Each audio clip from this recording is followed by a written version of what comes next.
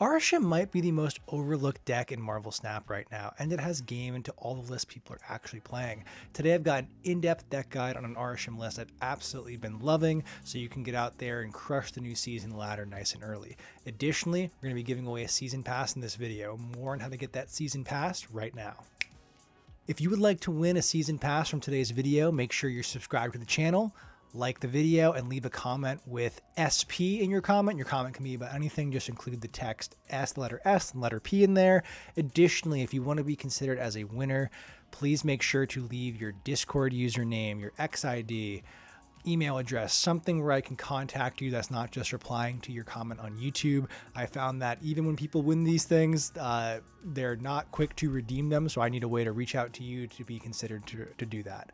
I'll be giving out season passes on the rest of the videos for this week, so if you like, comment, and are subscribed for the whole week on each of these videos, that's an additional entry. So make sure to tune in to the channel tomorrow for another chance to win a season pass so you can get out there and get Strife, who looks to be an incredibly powerful card. So again, thank you very much. Now let's dive into the deck guide. Hey, what's up everybody? Kicker of Elves here. Hope y'all are having a fantastic day wherever you're at. It's a new season of Marvel Snap, and I've got a fantastic deck guide here for you today. Are you tired of Shou-Lao? Are you tired of Star-Lord? Are you tired of the same old, same old? Do you want a little variety in your life? Do you want a deck that has a lot of randomness but still is able to pull together cohesive game plans on the fly? Then it's time to embrace Arishem into your life. I know this card was the villain of Snap for quite some time. Shout out to Roram, leader of the Pixel Alliance, 34 card Monty winner. But in this current meta, this list has answers into so much of what you're going to come up against and is able to just play out a fun, if not varied game of Marvel Snap. You do need to be able to adjust on the fly. Unlike many of the synergy heavy lists that are popular in the current meta, this list is not super synergistic, but it does have a lot of different packages that when you draw into, you know, an Iron Patriot Negasonic, that's going to dictate your play rate or what you're going to be playing. If you're playing into if there's a match with the Sanctum Sanctorum and you randomly generate a Captain Marvel, you probably want to save that at turn 6. Lots of cool decision trees like that. I've been playing this to a ton of success, and if you're looking at the cards on screen right now, you're probably seeing at least one very big oddball card. But holistically, what this list is trying to do is just generate resources for you. Cards like Iron Patriot, Valentina, and Cable are generating early resources, and then having a suite of powerful and impactful 4-cost cards to swing things in your favor as soon as you start getting the extra energy, as well as selective tech cards and extreme powerhouses like Fang Foom to supplement your other random card generated play patterns. It's really fun. There's a lot of game. I've been using it on the climb to great success. Already gotten a non-bot 8-cuber with it, you know, for just a few hours into the new season.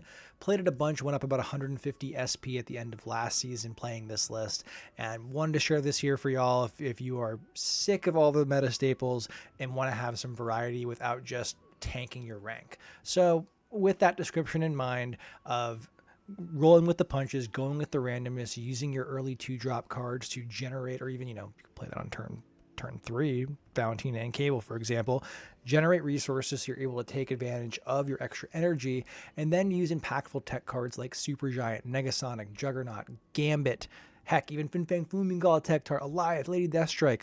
A lot of these cards are tech cards, but can also just be early game power spikes when you're playing Lady Deathstrike on 4, Supergiant on 3.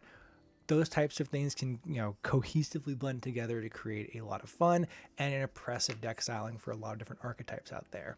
So with that description out of the way, let's dive into a card by card breakdown so you can really understand this inside and out, and maybe understand if you want to make some flavorful substitutions for yourself as well. All right, first up, it's your boy, the Menace from 2025, January 2025 season pass card, Iron Patriot. Now, this is probably the best list for Iron Patriot because often you're playing Iron Patriot out on 2, and what you want to do is try your best to play this into a location that your opponent has not yet played in or you don't think is going to play it on turn 2.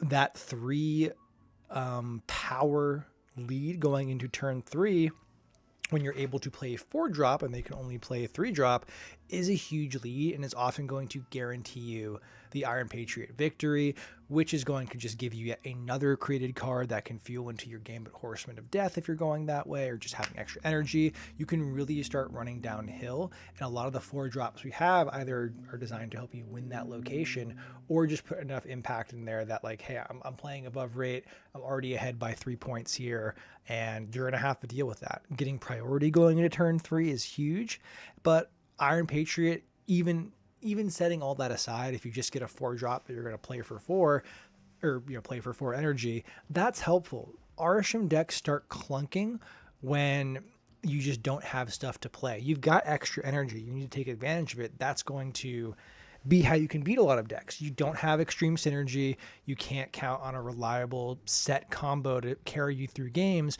You need to just be playing stuff out there, and Iron Patriot is a great way to do that.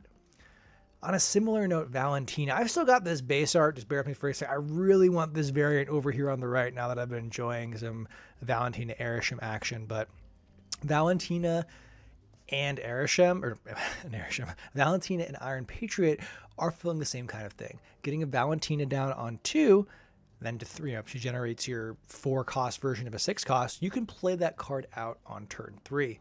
Playing it into a cloning that's able to just seize priority in a mere island, or a, I forget the location, I think it's called Valhalla. The one where you need to win, it's not Valhalla. The one you need to win on turn 4 to draw. All those kinds of be winning at this location by this certain turn type of locations can be very beneficial for your Valentina. If you go hog wild and you manage to get a Frigga from your generated Arishem and you're copying that, all sorts of stuff, and additionally just straight up playing out that reduced cost 6 cost, even if you don't play any other negative or created cards the rest of the game, you're going to, let's say you don't, you're going to meet your Gambit Horseman of Death's condition. Valentina on 2, Iron Patriot on 2, and the next card we'll talk about, Cable on 2, really help this deck start running downhill. Now, Cable is often, if I've got all 3 of those cards in hand, hypothetically speaking, and I've got a good 4-drop follow-up, might be the card I'm least likely to play on 2 of those. But depending on the deck you're going up against, stealing it, these decks are so synergistic. Shou-Lao, Leehand, there's so many synergy pieces. They don't want to lose just a random card the way you could lose a random card as Arishem. So if you're playing against one of those lists, you identify that on turn 1, like, oh, they dropped a Quinjet and they don't have, you check their player icon and they're not playing Arishem, dropping a Cable to just try to steal one of their key pieces. Even just like, opponents got to respect a Cable snap. Typically don't want to bluff on Cable, but a Cable snap can be something they really have to consider. And at 2-4, it's a good body. That's a good rate card. Gambit Horseman of Death. So you're playing Arishem, it's going to be tougher to draw any one card, but you're playing so many created cards that Gambit coming down can be extremely powerful. Because Gambit is a 3-cost and you have a lot of impactful 4s, your turn 6 could be something like Juggernaut Gambit Horseman of Death, and then you blow up half their board if you're playing like an end of turn list or something like that. It can be really strong. Even just getting him out on 3 if you don't have a better 4-cost is going to be worth it, because this is a deck that is very easy to meet that condition. And there are so many end of turn, the Shou-Lao stuff. If you happen to still see that Batroc list, which has been dead for a minute, if that starts coming back, Gambit just free rolls that, and Arishem's a perfect home for him. Negasonic Teenage Warhead is of these, like, of the tech cards that are out there, is maybe the card I've played the least. I was never a big fan of like this, the whole, this you can only really get you if you have priority going into the turn you're playing her to get the surprise. I always liked Juggernaut more, but I've really started coming around Negasonic in this list specifically. If you're able to maintain priority after playing, let's say, your Iron Patriot on 2 and you Negasonic, and you know, hey, I'm going to get that. I've got the priority. The card they play here is getting blown up, and I know I've got, like, you know, I got a Professor X or whatever off of my Iron Patriot that I know I can steal this location. She can become a snap condition. Additionally, there's a lot of, like, if you're playing against a Star-Lord list, for example, they care very much about the cards going on the board, sniping their Star-Lord or sniping the the Absorbing Man is trying to copy them, or a Fang Foom, stuff like that. She can be a very powerful, like I said with the Gambit playline, going Negasonic and Gambit if you have priority on turn 6 is a very powerful play. Rama Tut is good.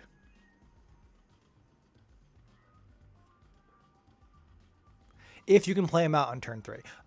That's the condition. This card, if you're looking at this, you're saying, is Rama Tut required? No, you can play a different, you can get Stardust back in here. You can put a pet card in here. You could, I wouldn't recommend doing Agent Coulson, but like stuff like that is totally fine.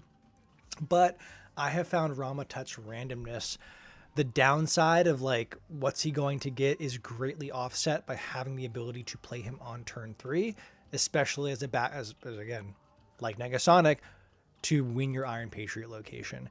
If he does the Modok Viper low roll, it's turn 3, your opponent probably hasn't snapped yet, you just dip out of there for 1 cube. But otherwise, you could put yourself in an incredibly strong position where you get like a leader, blink, whatever, it can just help you snowball. Playing him out on 4 for 4 energy, boy, does that not feel great. But getting him out there on turn 3, I've been enjoying Rama Tut so much in this list, I've almost considered getting a variant for him. Let's just leave that at that. Supergiant's another card like Negasonic that, like, you know, if you know me, watched the channel for a while, like this by all means should be a card I do like a lot. Like, I love Professor X, I loved Daredevil back in the day when he was semi-relevant.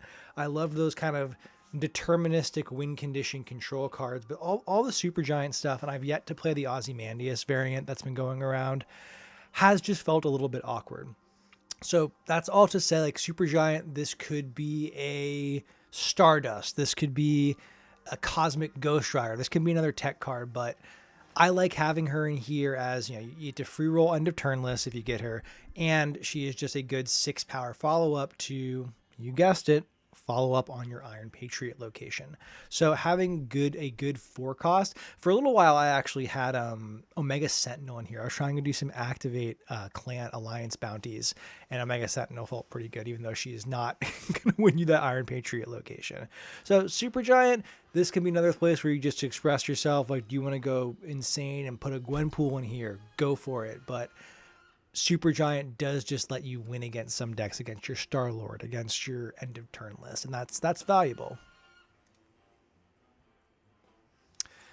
Lady Deathstrike took a little bit to load there. Lady Deathstrike. This is another thing that, like, your Shou-Lao Jocasta stuff, if you can just blow up their end of turn, blowing up all those cheaper cost cards, like an Iron Man if you're doing ongoing stuff, if you're playing against ongoing stuff, she can really mess up the onboard combo lists that are going to try to go over the top naturally of your, you know, your Alioth shenanigans, your dirty Alioth shenanigans. But even if she's not blowing up something specific, if you are smart about where you're playing her, i.e. you're not playing her in a lane where you're blowing up a bunch of your stuff, just a 7 power card on turn 4 that's going to take out something on your opponent's side of the board is very valuable in itself. Alioth, the purple fart cloud of doom. There's a window when this card released. You know, this is one of the best cards in the game at its time. Now, not so much. It was in that god-awful Star-Lord list from February. But now, in this list, you're not playing it 3 different times with Absorbing Man, Grandmastering, stuff like that. You're just playing it once. But getting to play Alioth out on turn 5 and shut down an opponent's Star-Lord, and shut down their Jocasta on their Invisible Woman, shut down their Venom they're trying to plan to a full location to destroy, and then that location is just full. This is a card that really scales with your knowledge of what your opponent is trying to do and when they're trying to do it, because 6-7 as just a stat line, not great, but getting it out on 5 and potentially slamming the door shut on what your opponent's trying to do cannot be understated. It's an Arishem deck. You need Arishem in there. You hope to never draw him. If you've got the Dan Hip variant, this list becomes quite funny, as all your generated cards, if they have Dan Hip variants, become Dan Hip variants. But yeah, you don't want to see Arishem. Ever since the change that we're on turn 3, you get the +1 max energy, really towed the line on him. But having 4 energy on turn 3 and being able to take advantage of Negasonic, Rama Tut, Supergiant, Omega Sentinel, Stardust, Juggernaut, all that sort of stuff can be freaking amazing. For me, and I will say this here, this has been the most fun I've had with Arishem. This has been the version, and it's really enjoyable. I know some people just really dislike the core fundamental idea of playing Arishem, but this does not feel unfair. I do not feel like I'm steamrolling my opponents. I feel like I am like looking at this random pile of nonsense I've gotten and being like, how can I string this together? How can I leverage my extra energy resource to continually run downhill? Fang, Foom. Whew, maybe we're like up right next to Shou-Lao and Star-Lord is Fang, Foom, the triumvirate of terror here. I think it's more powerful than Gambit, it's more powerful than Iska, but with this list, there are going to be so many situations where you are ahead in 2 locations going into turn 6, and your opponent's got to figure out how do they flip one of those, and you can just steal a location. They think they've got it locked down with Fang Foom on turn 6. You're going to be able to play him out naturally. And think about it, this happens to us all the time. There's so many times when you're playing, whether it's your opponent or you, where it's like you're up 15 in a location. They haven't even played cards there. They played 1 card there, and you're going to turn 6 thinking, how do I win this? And you say, okay, I've got the left location unlocked. They're going to abandon that location. All I need to do is win one of these other ones, and I've got it. That thinking happens to us all the time, and it's a logical way to go. But Fang Foom says, nah, son, that location you thought you absolutely had on lock is mine now. I win. I've stolen this. This helps a lot with the cube equity of the deck, being able to just come in, swoop, be like, nope, that's mine, has been excellent. Of course, you got to watch out for your opponent's Fang Fooms. The Fang Foom mirror is always interesting, but in this particular situation, it's worked out. It's worked out a ton. I know some folks don't like Fang Foom and Arishem, but I've been enjoying him quite a bit. So, in closing thoughts, I covered Supergiant in here. The list that I've been using has been running Juggernaut as well. And I just want to talk on that real quick because I did not bring up the Juggernaut and the card by card breakdown here. Juggernaut, he's not as good as he once was. There was a time I did a video months and months ago at the start of my YouTubing career where I talked about how Juggernaut was the best card in the game. This was around the November season, and I still believe he's incredible. But in this list, he's just yet another way to win your Iron Patriot location. Steal a location on turn 6 by doing him with a Gambit or him with a created card. It's phenomenal. I love Jug in this list. And if you want more in-depth deck guides, weekly mana reports, card reviews that understand the hard-fought value of the tokens in your account, you're in the right place. Hit subscribe, like the video, comment, keep boosting the channel. We're on the road to 1,500 subscribers. Thank you all so much for the support, and I should have said this at the beginning, but I'll say it again at the end. We're giving away a season pass. If you again, please leave a comment with the word with SP in the comment to let me know for the season pass. I'm going to do videos for the rest of the week, so to enter, make sure you like the video, are subscribed, leave a comment with SP. Please in your comment include like your Discord ID or email address or just somewhere off of YouTube that I can get in touch with you, your X handle. Some people say YouTube deletes the comments. I've seen comments get through. Just like put some spaces or some extra lines in there.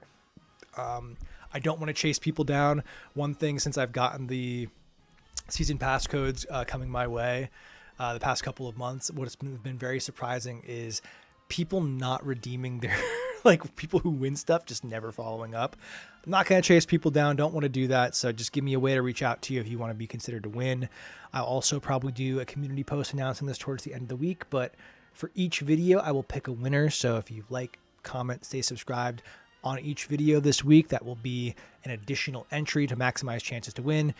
If for whatever reason the random comment picker or whatever picks you twice, you're not going to get 2 season passes, 1 per video, but it's going to maximize your chances to entry. So thank you all so much. If you made it to the end here, I've now realized I did not do that at the beginning. So I'm going to go back and insert myself explaining this at the beginning of the video so people can get added value other than the lovely content and advice I provide here. But I'm rambling a bunch. Thank you all so much for watching. Check out the video on your screen right now. All that good stuff. I'm Kicker of Elves. I will see you in the next video. Goodbye.